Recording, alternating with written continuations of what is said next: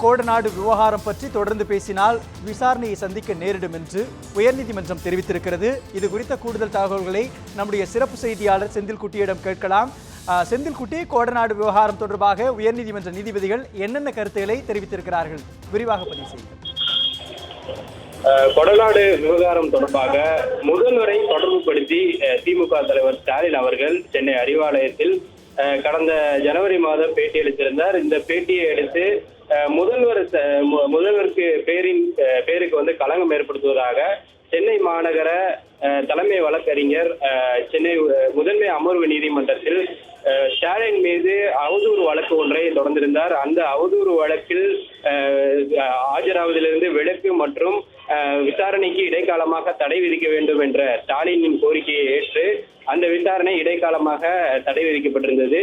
இந்த நிலையில்தான் ஒவ்வொரு கூட்டத்திலும் பிரச்சாரத்தின் போது கொடநாடு தொடர்பாகவும் முதல்வரை தொடர்புபடுத்தி பேசி வருவதாக இந்த இடைக்காலமாக விதிக்கப்பட்ட அந்த முதன்மை அமர்வு நீதிமன்றம் விதிக்கப்பட்ட தடையை நீக்க வேண்டும் என்ற கோரிக்கையை வைத்து தமிழக சார்பில் சென்னை உயர்நீதிமன்றத்தில் இந்த வழக்கானது தொடரப்பட்டிருந்தது.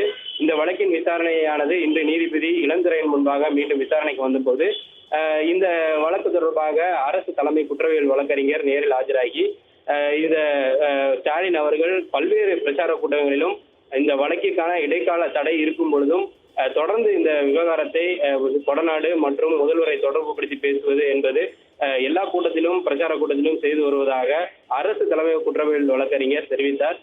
இதை கேட்ட நீதிபதி இது போன்று ஒரு வழக்கு நிலுவையில் இருந்து அதில் இடைக்கால தடை விதிக்கப்பட்டிருக்கும் பொழுது அவ்வாறு ஒரு அவதூறு வழக்கு தன் மீது ஸ்டாலின் மீது இருக்கும் பொழுது எவ்வாறு இது போன்ற அதே கருத்துக்களை வெளியில் பிரச்சார கூட்டத்தில் பேசுகிறீர்கள் என்று நீதிபதி கேள்வி எழுப்பினார். மேலும் இது போன்று தொடர்ந்து பேசினால் இந்த வழக்கிற்கு இடைக்காலமாக விதிக்கப்பட்ட அந்த தடையை நீக்க நேரிடும், விசாரணையை எதிர்கொள்ள வேண்டும் என்ற ஒரு நீதிபதி எச்சரிக்கையும் தெரிவித்தார். மேலும் ஸ்டாலின் தரப்புக்கு இது தொடர்பாக அறிவுறுத்தலும் செய்தார். மேலும் இதுவரை நடந்தப்பட்ட அந்த பிரச்சாரங்களில் பேசப்பட்ட வீடியோ ஆதாரங்களை அனைத்தையும் நீதிமன்றத்தில் தாக்கல் செய்யவும் அரசு தரப்புக்கு தற்போது உத்தரவிட்டிருக்கிறார். இந்த வழக்கின் விசாரணையானது 8ஆம் தேதிக்கு ஒத்திவைக்கப்பட்டிருக்கிறது. கோடநாடு விவகாரம் தொடர்பாக தொடர்ந்து பேசினால் கடும் நடவடிக்கை எடுக்கப்படும் என்று சென்னை உயர்நீதிமன்றம் திமுக தலைவர் மு க ஸ்டாலினுக்கு எச்சரிக்கை விடுத்திருக்கிறது. கோடநாடு விவகாரம் பற்றி தொடர்ந்து பேசினால் விசாரணையை எதிர்கொள்ள நேரிடும் என்றும் உயர்நீதிமன்றம் தெரிவித்திருக்கிறது. இது தொடர்பான கூடுதல் தகவல்களை அளித்தமைக்கு நன்றி செந்தில்குட்டி.